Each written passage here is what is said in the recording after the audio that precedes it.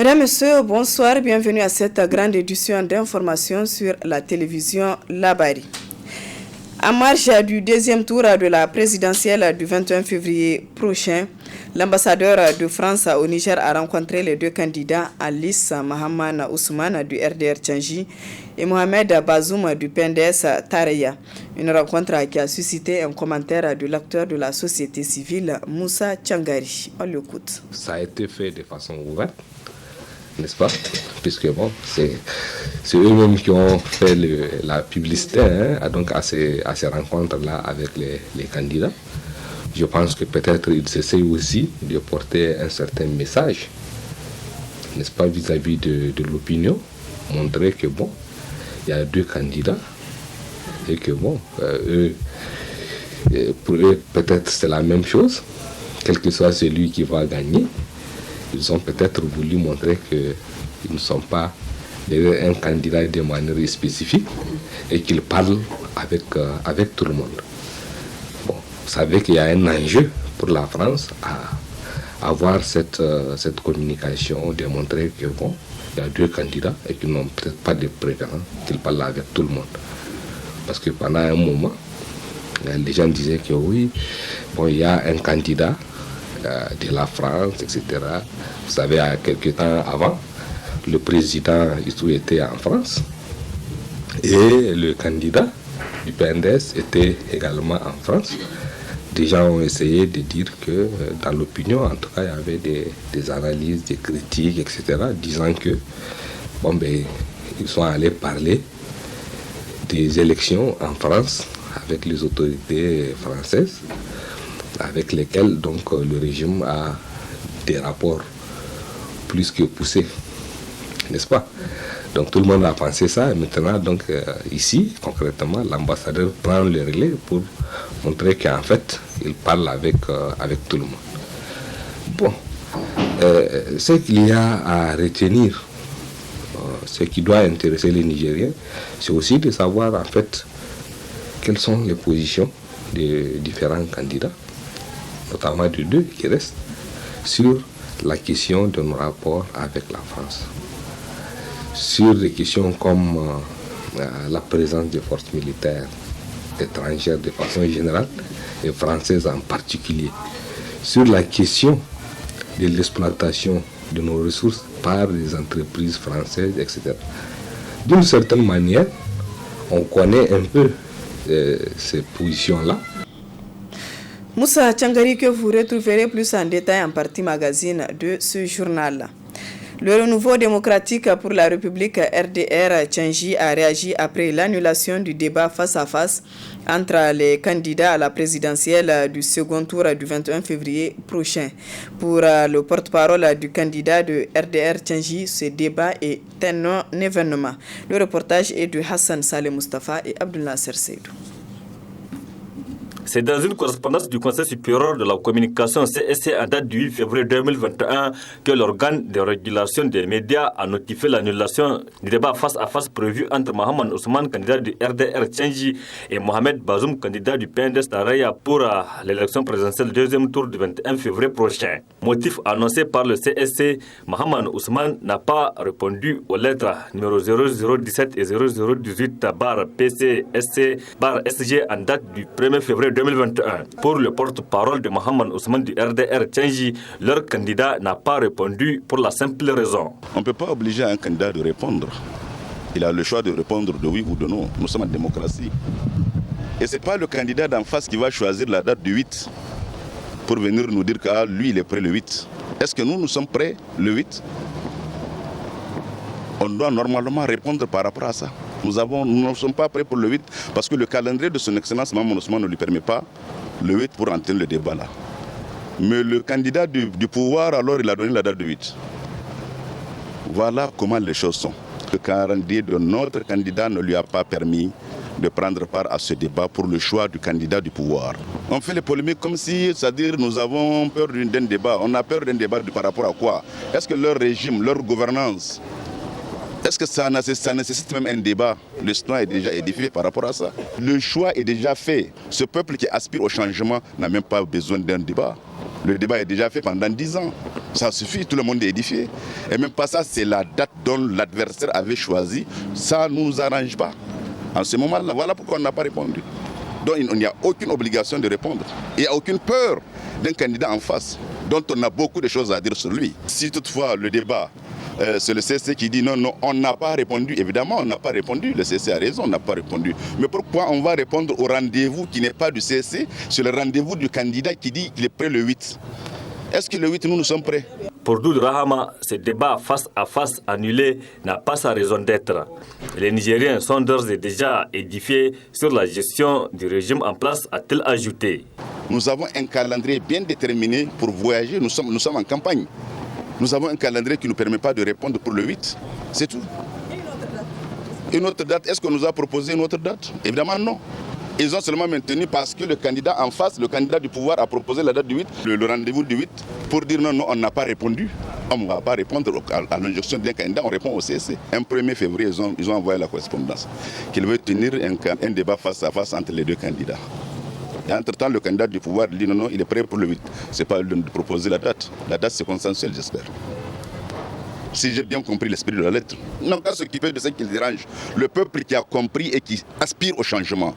Ce peuple qui a besoin, qui a soif du changement. Ce peuple qui va nous élire cette année, c'est fini.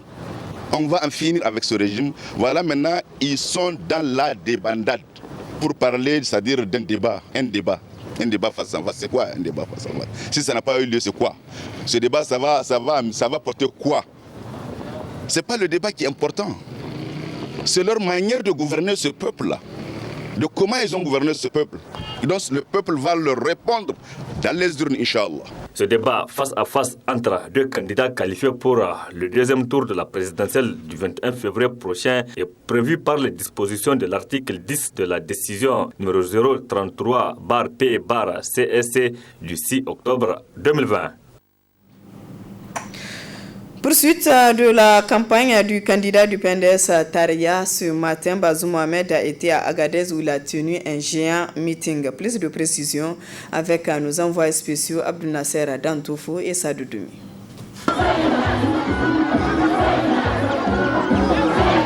Ensemble et à Agadez, Mohamed Bazoum, Seni Omar et Albadi Abouba, la mobilisation ne peut être qu'une réussite totale.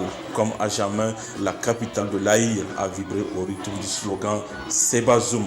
Devant eux, le futur locataire du palais présidentiel avec son programme Acte 3 de la Renaissance, programme qui a motivé le choix de ses alliés. Les raisons pour lesquelles nous, 13 candidats aux élections présidentielles premier tour, avions décidé de soutenir la candidature de Bazoum au deuxième tour. Nous avons parlé d'abord des institutions, une certaine stabilité des institutions. Vous ne pouvez pas construire un pays si les institutions ne sont pas stables. Vous ne pouvez pas, quelles que soient vos compétences, vous ne pouvez pas. Et c'est l'une des raisons.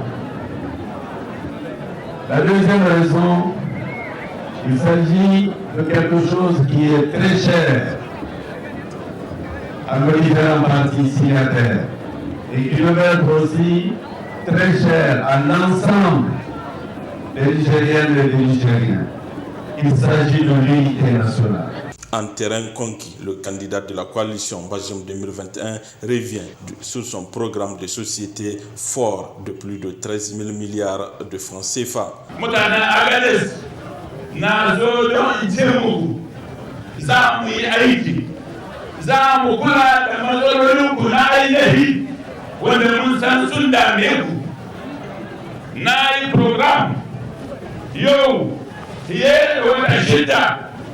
na kara ƙararru na kowane fanni rayuwar jama'a na ce musu kuma tsari na yadda za mu iya tunkaran matsalolin yan nishiyar kuma mu share musu hawaye mun yi program ƙwararru suka ce kudi da muke iya mu samu a shekaru biyar da suke gabanmu miliyar 13,000.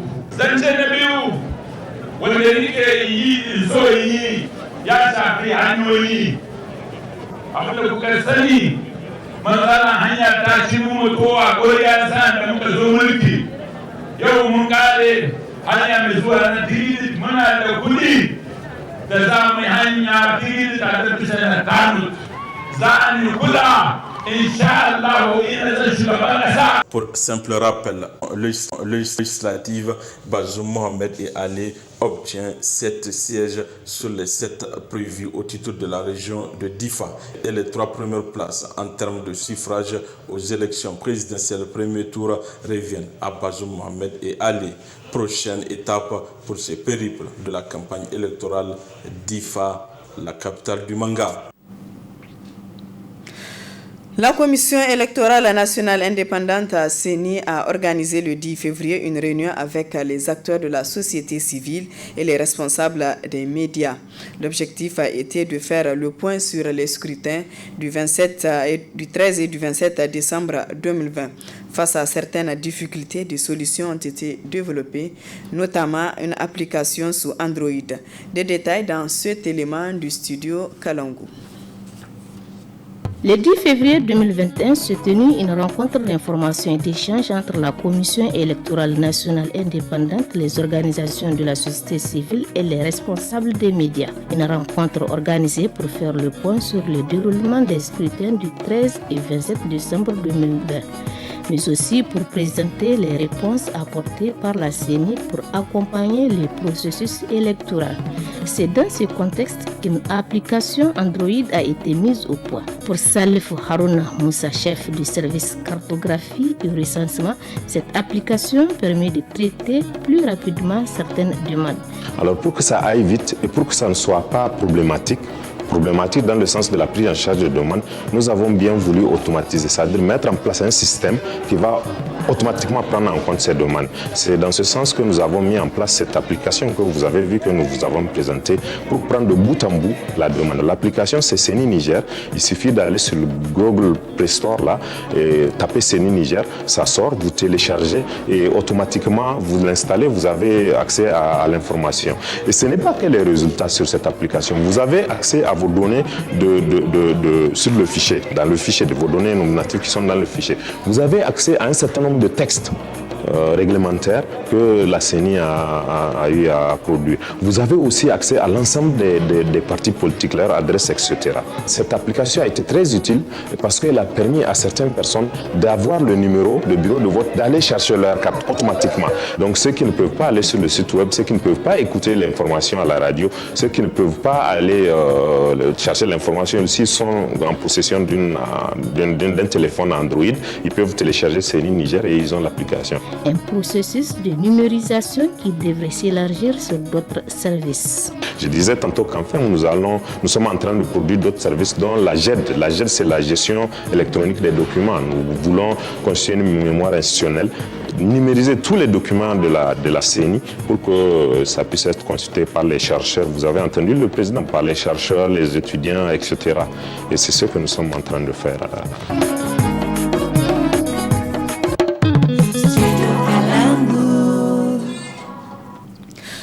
Grogne des architectes regroupés au sein de l'Ordre des architectes du Niger, OAN.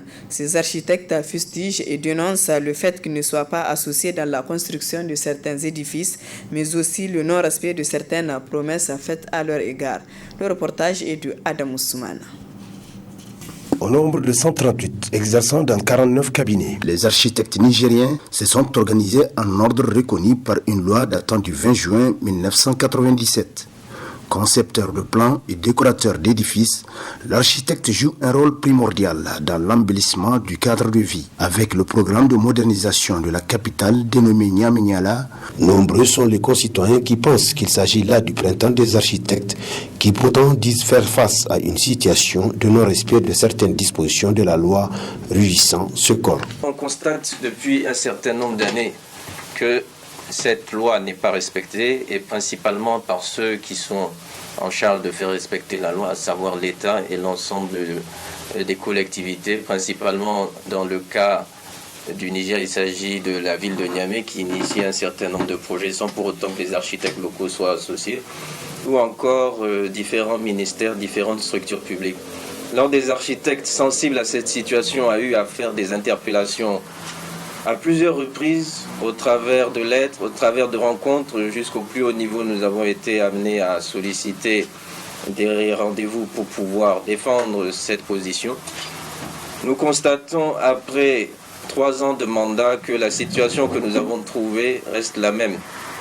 Les derniers projets en date montrent que les architectes ne sont toujours pas associés. Je pense au projet de mémorial des martyrs, où un certain nombre d'interviews, un certain nombre d'interventions médiatiques ont fait prévaloir l'idée selon laquelle les architectes locaux seraient associés au projet. Au jour d'aujourd'hui, il n'y a aucun architecte associé à notre connaissance et ce projet est dans une situation d'illégalité complète. Je peux dire aujourd'hui que les architectes au Niger sont des survivants. On est en train de survivre. Vous voyez, non? Et ça, c'est pas normal. On doit véritablement refléter un pays qui est en bonne santé et malheureusement ce n'est pas le cas. Vous allez voir sur les réseaux sociaux aujourd'hui, c'est à la mode, des gens qui se disent architectes, qui disent qu'ils font la conception architecturale, qui disent qu'ils vendent des plans d'architectes à 100 000 francs, à 50 000 francs. Mais on va faire comment face à ces gens-là? Vous voyez, quelqu'un qui dit qu'il vend un plan à 100 000, tout le monde va courir vers lui. Mais ce n'est pas un architecte. Parfois, il n'est même pas du domaine, c'est un communicateur ou bien c'est quelqu'un qui maîtrise un logiciel qu'il va utiliser pour vendre des plans. Nous avons de plus en plus de Nigériens aussi qui font venir des expats. Aujourd'hui, vous allez voir dans ce pays-là, vous allez voir qu'il y a beaucoup de nationalités, n'est-ce pas, qui viennent pour des travaux de finition, mais ce que les gens oublient, c'est qu'ils font le projet de A à Z. Okay? C'est eux-mêmes qui font les travaux de conception, c'est eux qui font les finitions, c'est eux qui font même la construction. On les voit dans la ville, hein, vous allez les voir, tous ces nouveaux bâtiments qui émergent du sol sont réalisés de A à Z par d'autres personnes qui sont des constructeurs, mais qui font le projet de A à Z. Donc la partie architecture, conception nous échappe. Et ça aussi, c'est contraire à la loi. À la concurrence déloyale dont sont victimes les architectes nigériens, s'ajoute un autre problème, pas de moindre, qu'ils rencontrent notamment pendant les fêtes tournantes de la République. L'OAN a eu à intervenir au travers de ses architectes sur l'ensemble des fêtes tournantes, qu'il s'agisse de Dosso, Maradi, Agadez et même plus récemment d'Ifa. Les architectes nigériens contribuent au travers de leurs propositions. Ils sont sollicités pour réaliser des conceptions qui sont ensuite exécutées par des entreprises sur le terrain. Malheureusement, on constate que le sacrifice que font les architectes en participant à ces projets, parce qu'on va appeler ça un véritable sacrifice, lorsque vous êtes amené à investir vos fonds pour réaliser des études, qu'après l'achèvement de ces études, vos dossiers sont utilisés pour réaliser les bâtiments et que pour autant, vous n'êtes pas payé ou vous êtes partiellement payé. Les fêtes tournantes, je pense que c'est le problème aujourd'hui qui a porté un coup à notre métier. La plus grosse difficulté qu'on a, c'est le manque de paiement. Aujourd'hui, je peux dire encore que la majorité des bureaux d'études, si je prends le cas de Maradi Kolia, la majorité des bureaux d'études n'ont eu que 30 à 35%, voire 40% de paiement. On est quand même en 2021. Je peux dire que ça fait 5 ans, 6 ans. Vous voyez que ce n'est pas normal. Il urge de trouver des solutions idoines à ces problèmes qui menacent l'existence de ce noble métier qui est celui d'architecte dont rêvent encore beaucoup de jeunes Nigériens. Autre aspect de cette édition, un enseignant de la région de Maradi a été assassiné au cours de cette semaine par des hommes armés. Un assassinat qui dénonce le SINASEB, qui rappelle que cette menace pèse lourd sur les enseignants qui sont dans les zones d'insécurité. Suivez le reportage. La situation sécuritaire au Niger est très critique. En effet, les enseignants qui sont dans les zones d'insécurité pour transmettre le savoir payent les lourds tributs. Ils sont soit assassinés, soit enlevés par des bandits armés. Le dernier assassinat est celui dont a été victime un enseignant de la région du Maradi le mardi dernier. Le syndicat national des enseignants contractuels et fonctionnaires de l'éducation de base à Sinaseb dénonce cet assassinat et demande aux autorités de sécuriser les enseignants dans les zones d'insécurité des régions de Difa, Tilaberi et Maradi. L'insécurité prend encore plus d'ampleur aujourd'hui dans la région de Maradi, où le mardi passé, au soir vers 19h, 19h30, 20h, nous avons un camarade, un enseignant, qui a été assassiné par des bandits armés. Ils étaient 3 à être assassinés, les 2 sont des villageois, sans pour autant qu'ils ne puissent être en tout cas secourus. Donc voilà un peu ce que nous avons toujours dénoncé quand nous parlons de la question sécuritaire. Nous avons demandé au gouvernement de créer les conditions pour que les patrouilles puissent être véritablement des patrouilles qui vont rôder autour des écoles pour sécuriser les enseignants. Parce que ce n'est pas seulement aux heures de service qu'on doit sécuriser les enseignants. Le poste de l'enseignant, c'est même son domicile, puisque en bourse, les enseignants sont affectés, ils n'ont pas où aller, leur logement se trouve à côté de l'école. Donc quand les djihadistes viennent, ils s'en prennent tout de suite à l'école et tout de suite ils repèrent directement la maison de l'enseignant ou du directeur de l'école et ils s'en prennent à ces enseignants-là. Et aujourd'hui, voilà c'est à quoi nous sommes en train d'assister. Donc nous pensons qu'aujourd'hui, la question est plus préoccupante, où aujourd'hui, que ce soit les candidats qui sont là en train de se promener, en train de battre campagne à l'intérieur du pays, ou le gouvernement qui est en train de finir son mandat, nous pensons quand même que la question sécuritaire doit être un point qui doit être réglé le plus tôt que possible. Parce que tant qu'il n'y a pas de sécurité, on ne peut pas penser avoir un lendemain meilleur. Le SINASEB appelle les autorités à prévenir ce genre de situation.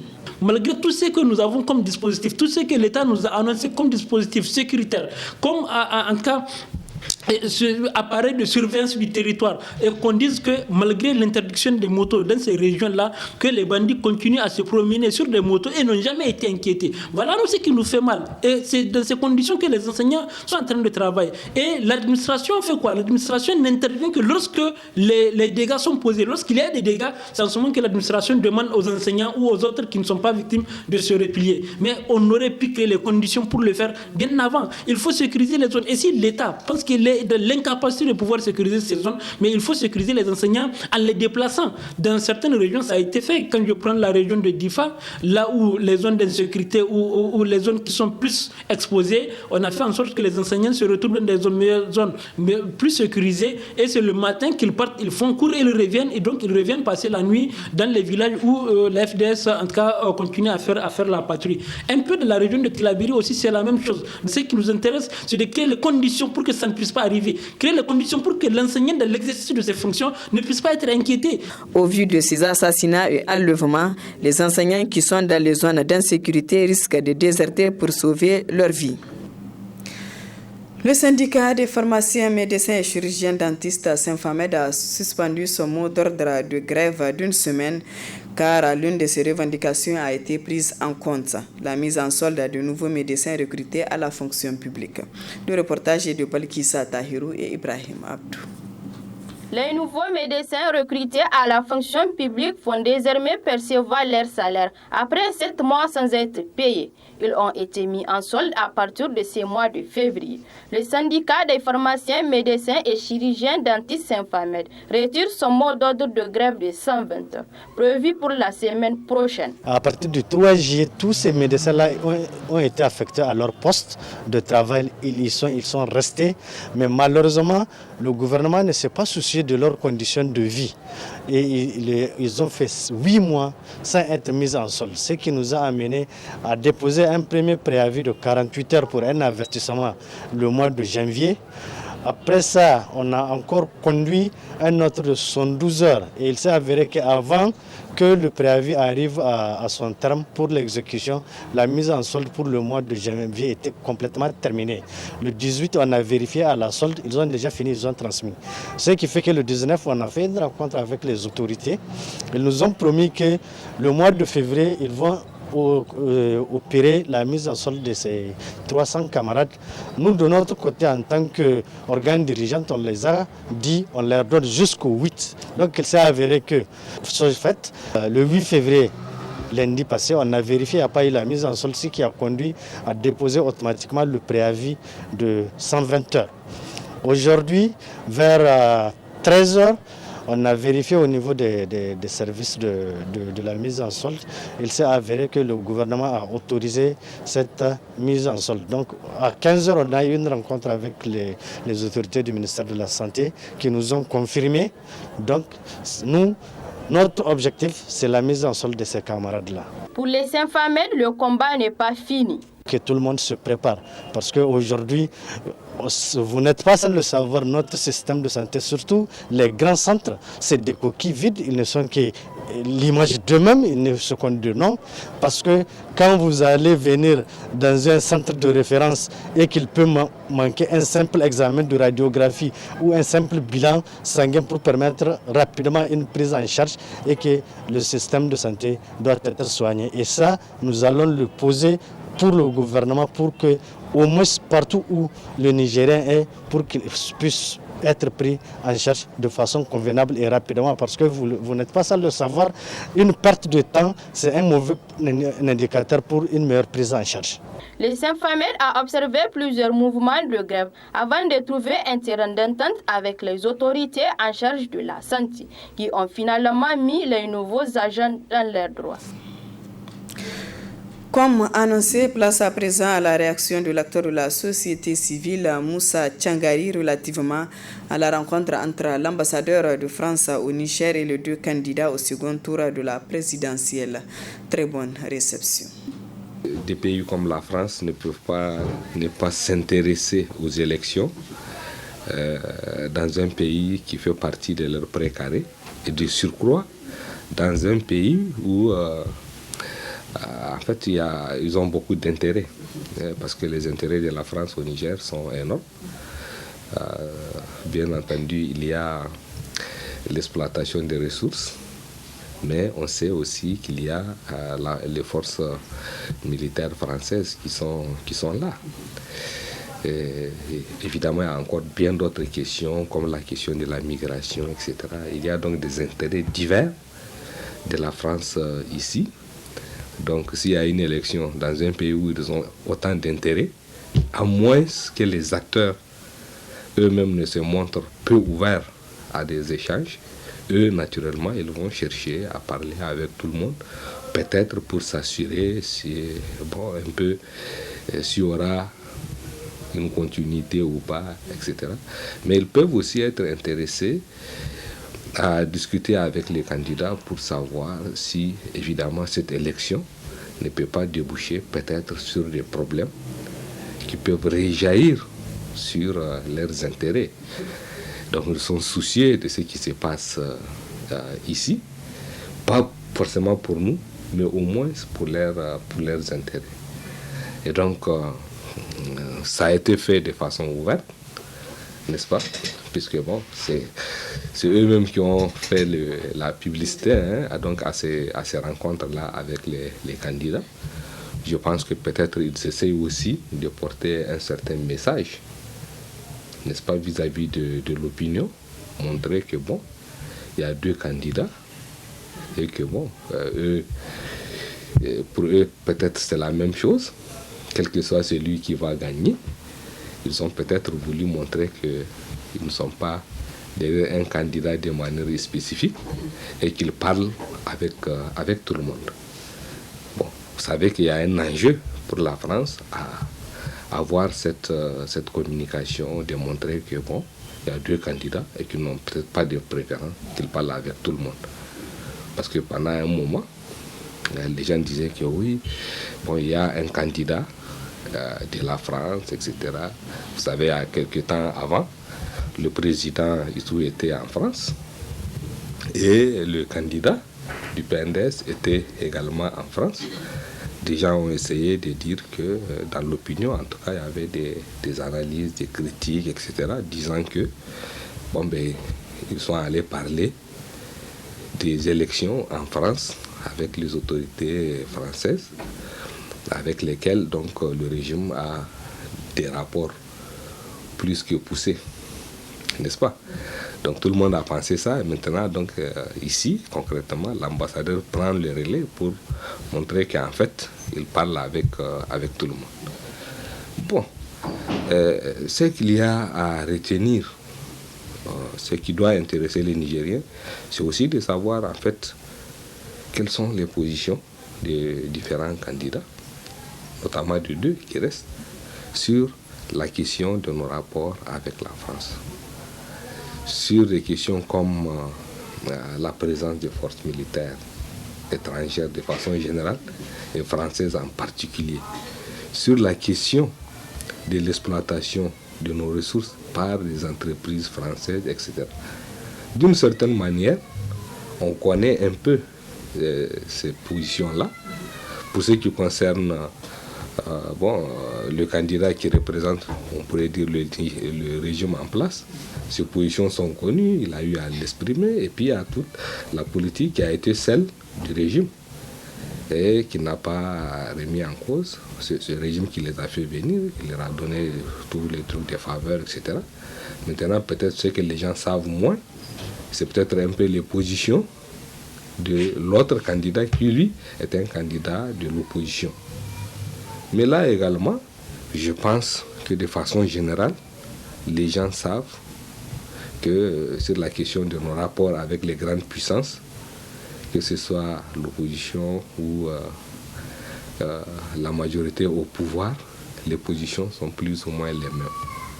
Dans la classe politique nigérienne, il y a très peu de personnes, très peu de partis qui ont une position très claire et une position proche de celle qu'on entend au sein de l'opinion, qui rejette les bases militaires, qui est soucieuse de la préservation de la souveraineté du pays, qui rejette les accords léonins qui nous lient à certaines entreprises, etc.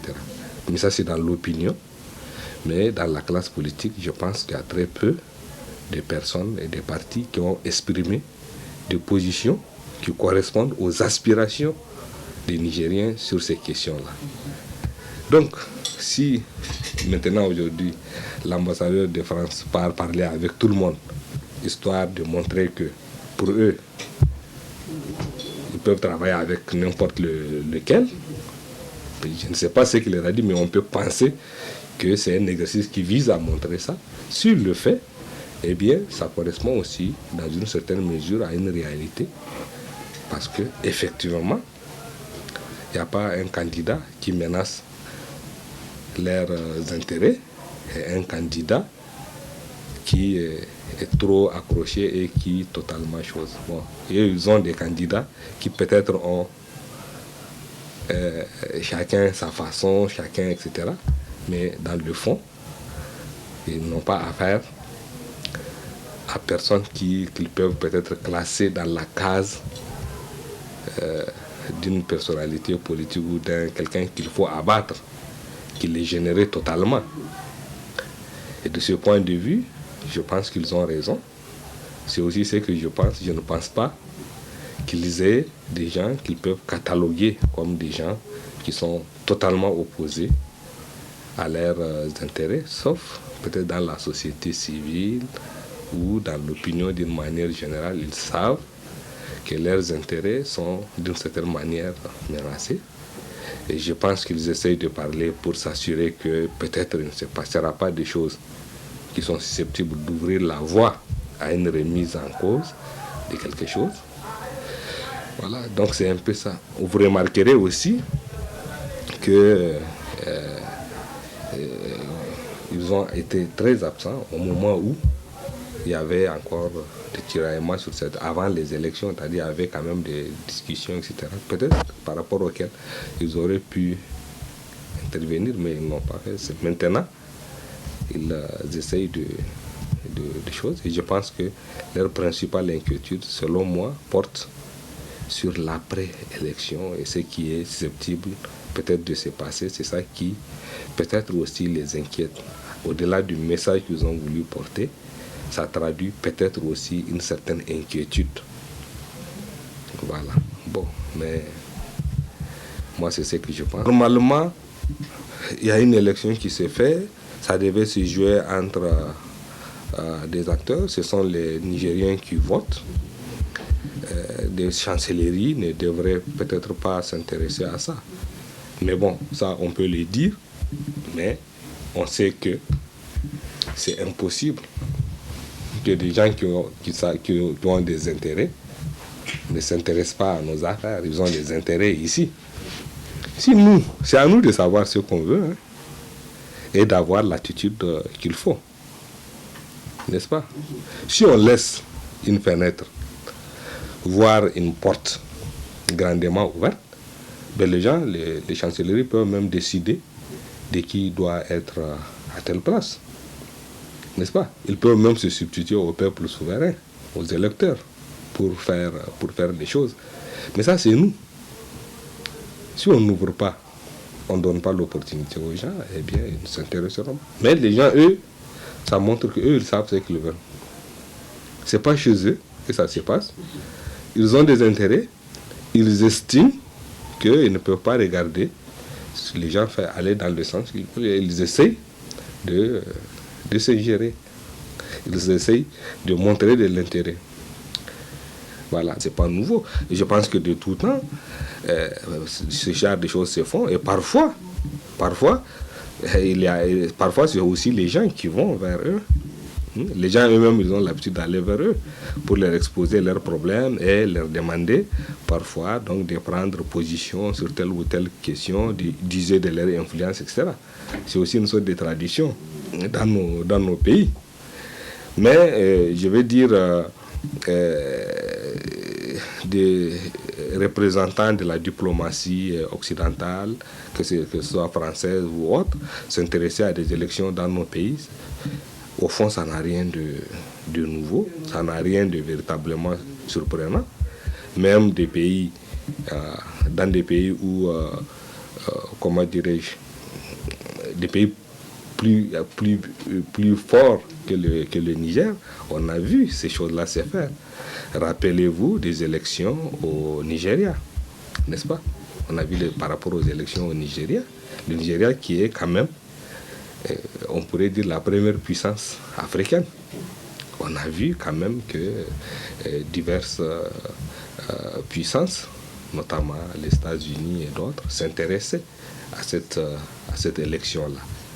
Ont eu à exprimer des positions même sur la question, ont parfois exercé des pressions de façon plus ou moins ouverte sur des élections, même de la première puissance économique et peut-être aussi politique de l'Afrique. N'est-ce pas?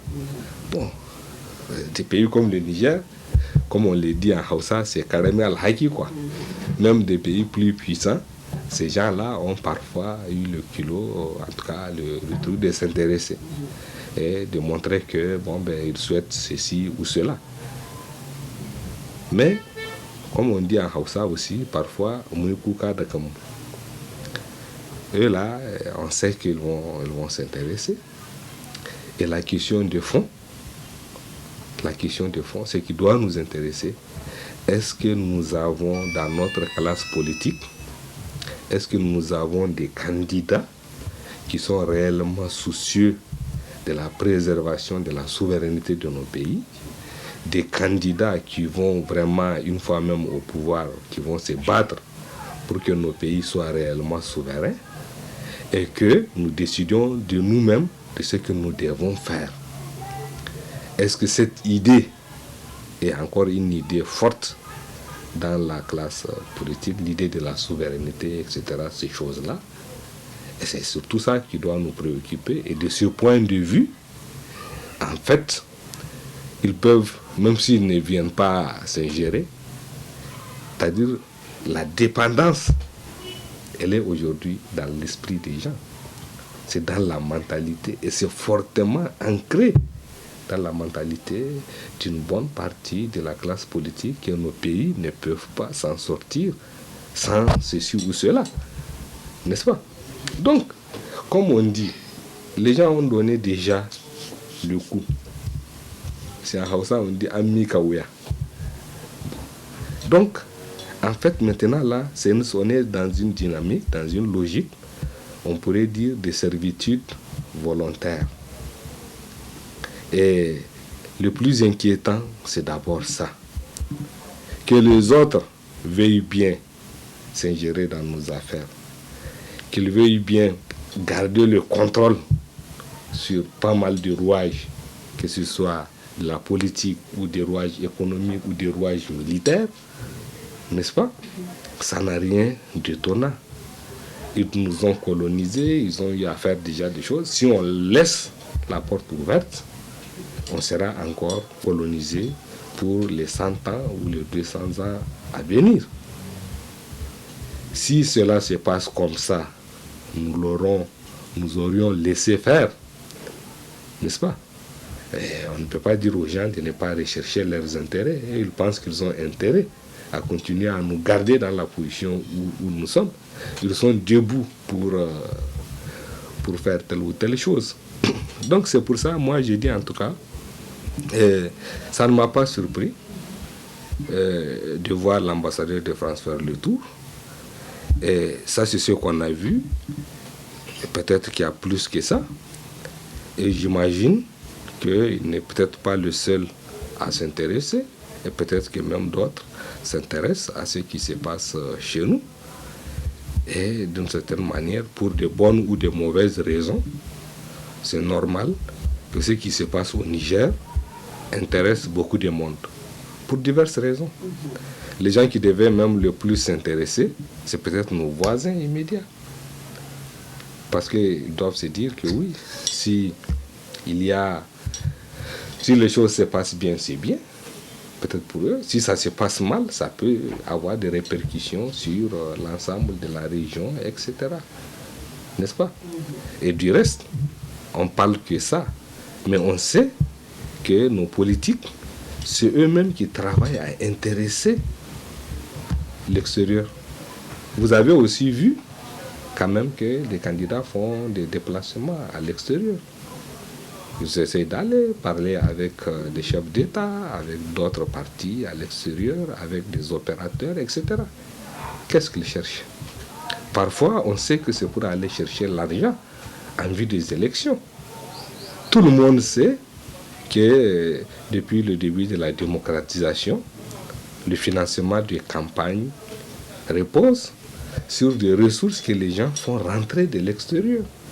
Dans d'autres pays, il y a des textes clairs qui encadrent ça, qui interdisent même qu'un candidat reçoive, par exemple, des ressources d'une personne qui n'est pas du pays, ou d'une entreprise, etc. Ici, là, ça se fait au grand jour. Tout le monde sait que les candidats font même le tour. Donc, l'ambassadeur de France qui parle avec deux candidats, ça représente qu'une facette d'un problème plus grand, n'est-ce pas?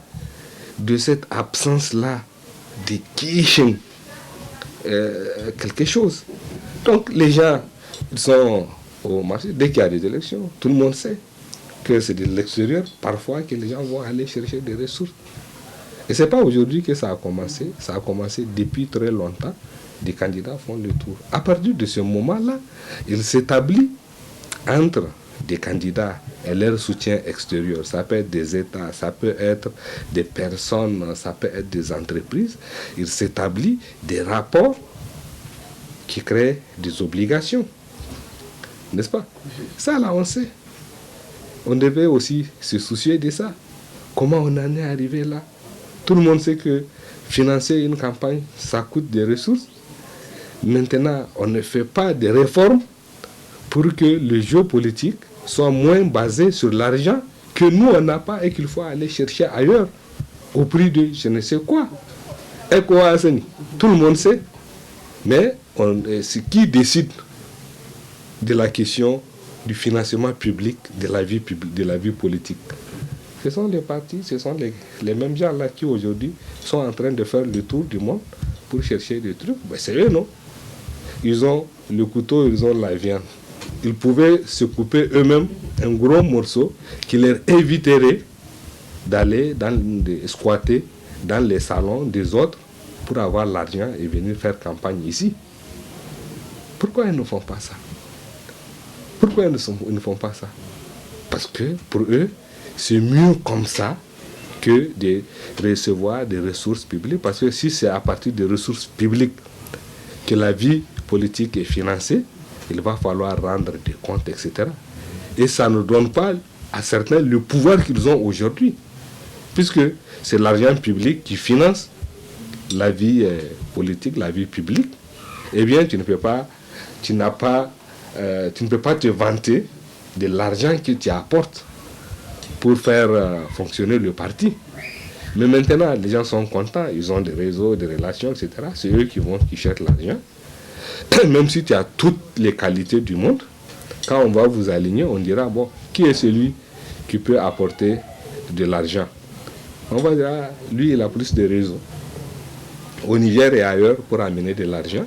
Et donc, le fait que lui, il peut amener de l'argent, et comme on sait que l'argent est le déterminant principal pour la politique, eh bien, il peut te battre.